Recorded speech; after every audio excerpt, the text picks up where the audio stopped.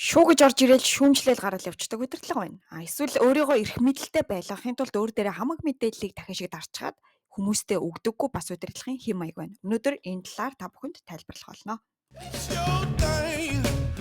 Do what you wanna do. Shush. За эхний тайлбарлах синдром бол Outroti синдром. За энэ нь болохоор эрх мэдэлтэй хит их автаад бусдын үзэл бодлыг үл тоодог, үл анзаардаг ийм төрлийн хэм маягийг бол Outroti синдром гэж нэрлэдэг юм байна. За сул тал нь мэдээж хамтарч ажиллаж байгаа хүмүүс болон багийн гишүүд нь бол өөрийнхөө үзэл бодлыг нээлттэй чөлөөтэй хэлж чадахгүй ингээд ерөөсө дотгошоо бүх юмаа залгидаг ганцхан тухайн удирдлагын л зөв гэж тухайн хүмүүс өөртөө итгэдэг. За ийм учраас хит туйлширсан нэг талыг баримтлсан шийдвэрүүд гардаг.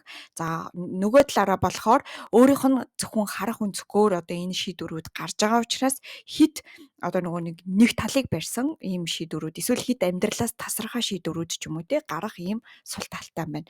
За тэгээд авах арга хэмжээ нь юу ах вэ гэхээр бусад багийнхаа хүмүүсийн үзэл бодлуудыг өөрөөр хэлбэл олон талт үзэл бодлуудыг сонсож сурах хэрэгтэй. Мөн бусад хүмүүсийн үзэл бодлуудыг бас хүлээн зөвшөөрч сурах хэрэгтэй гэсэн зааварчилгаа байна. За хоёрдугаар хэлбэр нь болохоор mushroom management. За mushroom style гэж нэрлэгддэг. За энэ нь юу хэлэх вэ гэхээр зөвхөн ажилтнуудаа ингээд нөгөө даалгавраа өгчөөд ерөнхийд мэдээллээр юусаа хангадаггүй. Мэдээллийг өөр дээрээ дараад өөртөө хадгалаад тэгээд ингээд алхамаар зөвхөн даалгавар л өгөөд байдаг. Ийм удирдлагын хэм маягийг бол mushroom management гэж нэрлэгддэг юм байна. За энэ нь болохоор мэдээж ингээд ажилтан ингээд өдөр тутамдаа л ямар ч мэдээлэл бүрэн гүйцэд мэдээлэлтэй биш. За тэгээ байнга хяналттай тэг ингээл алхам болгоны хянаал аргийнх нь мэдээллүүдийг өгдөг. За тэгээд эрх мэдэл нь зөвхөн удирдлах төвтөө. За мэдээлэл нь ч гэсэндээ зөвхөн удирдлага дээр л ингээд төвлөрчихсөн байдаг. За энээс болоод альва хийгдэж байгаа ажил даалгаврууд болохоор ингээд хоёр өөр ойлгогддог. Өөрөөр хэлбэл удирдлага тархиндаа нэг юм бодцдог. Нөгөө даалгавраас ажилтан тархиндаа нэг юм бодцдог. Тэгээ энэ хоёр болохоор нэг зөвхт уулзах нь бол бас жоохон хэцүү байд юм байна. Яг ингээд хэлснийхэн дагуу ингээд хийгээд явдаг хүмүүстэй байх юм бол энэ удирдлага бол мэдээж яг уу гэхээр ингээд сайн ажилдаг. Гэхдээ хүмүүс нь бүтээлч биш байдаг. Яагаад гэвэл яг л хэлснийхэн л дагуу хийж байгаа учраас өөр баяжигдах энэ гэсэн тийм ойлголт байдаггүй ийм сул талтай байна. Эндээс mushroom management гэдэг энэ хэлбрээс ингээд яаж гарах вэ гэхээр за хүмүүстэй бүрэн гүйцэд мэдээллүүдээр ингээ хангадаг байх хэрэгтэй. Тэгээ ямар алхмуудаар энэ ажил хийгдэх хизээ хамгийн сүүлийн хугацаанд нарийн мэдээллүүдийг ажилтнуудаа хүмүүстээ маш сайн өгдөг байх хэрэгтэй.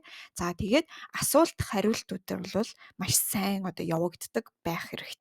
За сүүлийнх нь sequel management. За энэ нь шүү гэж орж ирээл шүүмжилчээл гараад явцдаг ийм удирдлагын хэм маягийг болохоор sequel management гэж нэрлэдэг юм байна. За энэ нь болохоор мэдээж юу болох вэ гэхээр санал илэрхийлэх гэж шууд гарч ирээл тэгэл ийм байна тийм байна ингээрээ тэгээрээ гээл баахан даалгавар өгчөөд ингээ шийдлэхгүй орхиод гараа явцдаг. За тэгэхээр хүмүүс ингээд баахан даалгавар авцсан тэгэнгүүтээ яг нөгөө шийдлүүд нь юу байх вэ гэдгийг мэдэхгүй учраас яадаг вэ гэхээр ингээд өөрийнхөө шийдлүүд гаргаж эхэлдэг. За ингээд энэ нь байгаа онох нь бол тун хэцүү байдаг. За тэгээ ажилчдын дунд бол мэдээж маш их төөрөгдөлтэй. За тэгээ ёс суртахуунгүй ийм удирдлагын хэм маягууд байгаа учраас хүмүүс нь багийн дотроо маш их юм хагаралтай харилцааны хувьд бол маш их юм асуудалтай байдаг юм байна. За тэгээд гарахын тулд тэгвэл эндээс яах ёстой вэ гэхээр за багийн юм муу харилцааны соёлыг бол илүү эерэг болгох тал дээр бол удирдлага ажиллах хэрэгтэй. За тэгээд алхам бүрийг ингээд төлөвлөгөөнүүдийг өөрөө сайн мэддэг байх хэрэгтэй. За тэгээд ямарваа нэгэн шийдвэр гаргахаас өмнө эхлээд нөгөө тухайн тайлан байлантайгаа ингээд танилцдаг байх хэрэгтэй. Багийнхаа хүмүүсийн сэтгэгдэл, санал, шүүмжлэлүүдийг сонсдог байх хэрэгтэй гэсэн ийм зөвлөмжүүдийг өгсөн байна. За ингээд дараагийн рилээр хэдүүлээ. За удирдах ажилтны сэтгэл зүй ба карьер гэдэгтэй холбоотой ийм онолуудыг тайлбарлая. Ингээд өнөөдрийн рил энд хүрээд дуусаж байна. Өнөөдөр суралцаад маргааш туршицгаая. Сараас миний под өдрийг сайхан өнгөрүүлээрэй.